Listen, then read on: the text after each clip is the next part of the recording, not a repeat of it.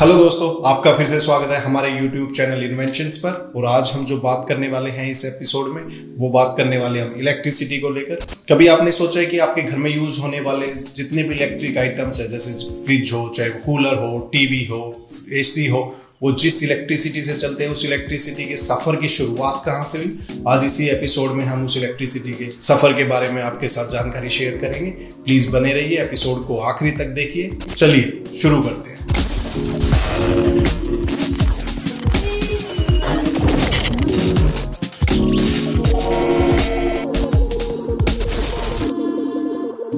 तो दोस्तों, लाइट की शुरुआत होती है लगभग 2618 साल पहले से, यानी कि 600 BC से।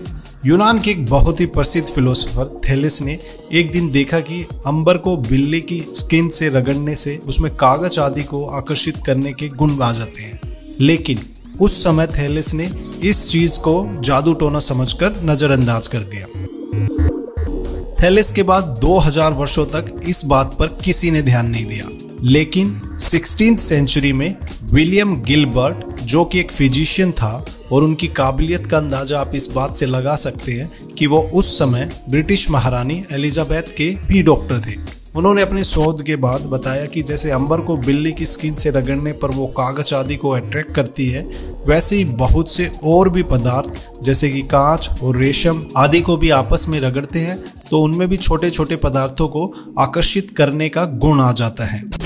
यहाँ से हम ये मान सकते हैं कि स्टैटिक इलेक्ट्रिसिटी का कॉन्सेप्ट आ रहा था, पर अभी भी दुनिया अंधेरे में ही रहकर अपनी रातें गुजार रही थी। अंबर को उस टाइम में ग्रीक भाषा में इलेक्ट्रॉन बोला जाता था। इसी इलेक्ट्रॉन वर्ड को बेस बनाते हुए गिलबर्ट ने इस घर्षण कॉन्सेप्ट को नई परिभाषा दी, इलेक्ट्रिक फोर्स। यानी कि अंबर के रगड़ने से जो आकर्षण पैदा होता है, उस फोर्स को इलेक्ट्रिक फोर्स के नाम से जाना जाने लगा। और यहीं से असल में इलेक्ट्रिसिटी वर्ड का चलन शुरू हुआ। इस दौरान विलियम गिलबर्ट ने एक ऐसा उपकरण बनाया जिससे पता किया जा सकता था कि किसी मटेरियल में इलेक्ट्रिक चार्ज है या नहीं। उस यंत्र का नाम था इलेक्ट्रोस्कोप। और इलेक्ट्रोस्कोप पहला ऐसा इंस्ट्रूमेंट था जो कि मेजरमेंट के लिए यूज किया गया था। विलियम गिलबर्ट के बाद काफी समय तक बहुत से साइंटिस्ट ने इलेक्ट्रिसिटी पर काम किया, लेकिन उन्हें सफलता नहीं मिली। 18th सेंचुरी में अमेरिकन बेंजामिन फ्रैंकलिन ने इस पर काफी काम किया, यहाँ तक कि उन्होंने अपनी सारी संपत्ति बेच डाली इस रिसर्च के लिए। जून 1752 में फ्रैंकलिन ने एक पतंग को ऐसे समय पर उड़ाया जब बिजली चमक रही थी। पतंग के ऊपर एक लोहे की स्पाइक लगा दी, पतंग के धागे गीले थे और धागे पर एक चाबी लटका दी। फिर क्या, बिजली गिरी पतंग पर और डोरी से होते हुए चाबी से गुजरते हुए फ्रैंकलिन के हाथों से जा टकराई। और यही क्षण था जहां से फ्रैंकलिन को इलेक्ट्रिसिटी का इन्वेंटर कहा जाने लगा। लेकिन अभी भी इलेक्ट्रिसिटी के यूज का फॉर्मूला कोई नहीं ढूंढ पाया था।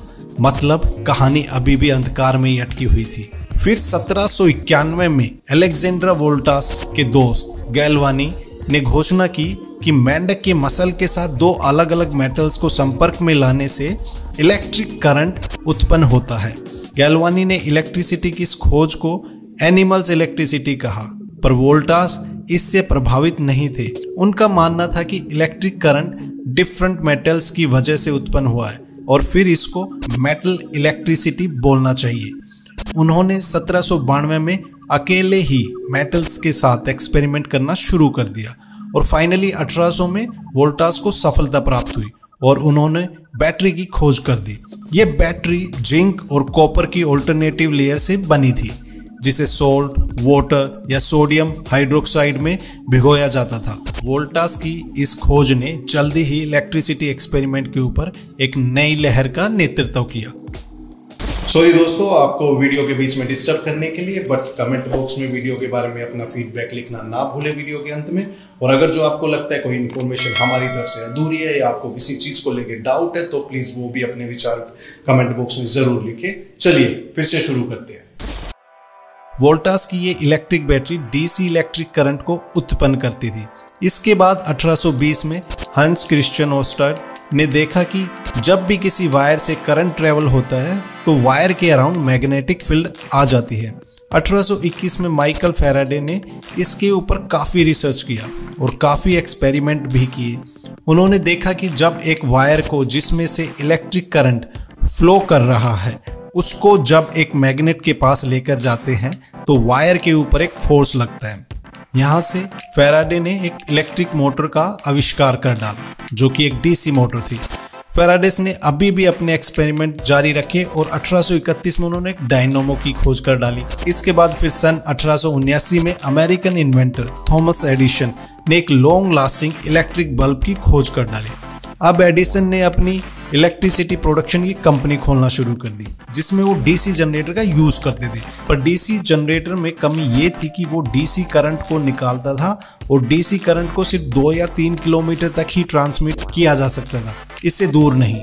इससे नुकसान ये था कि हर 2-3 किलोमीटर की रेंज में प्रोडक्शन हाउस लगाना पड़ता। अब उसी समय एडिसन की कंपनी में एक निकोला टेस्ला नाम का साइंटिस्ट भी काम करता था। निकोला टेस्ला अपने एक्सपेरिमेंट एसी यानी कि ऑल्टरनेटिव करंट पर काम कर रहा था। उन्होंने काफी रिसर्च कर ली थी और जिसकी जानकारी टेस्ला एडिसन को भी देता रहता था। लेकिन एडिसन ने एक दिन टेस्ला को आइडिया को रिजेक्ट कर दिया और कहा कि आपको जो भी एक्सपेरिमेंट करना है हमारे डीसी जनरेटर के ऊपर करें। और इसके बाद टेस्ला ने उनकी इस कंपनी को छोड़ दिया और एसी जनरेटर और एसी मोटर के ऊपर काम करना शुरू कर दिया।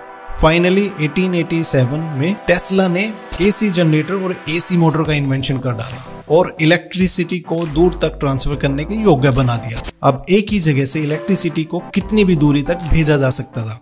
यहीं से इलेक्ट्रिसिटी की फ्यूचर पॉसिबिलिटी शुरू हो गई और फिर होड़ लगी अलग अलग प्रकार की टेक्नोलॉजीज का जो कि इलेक्ट्रिसिटी पर निर्भर थी।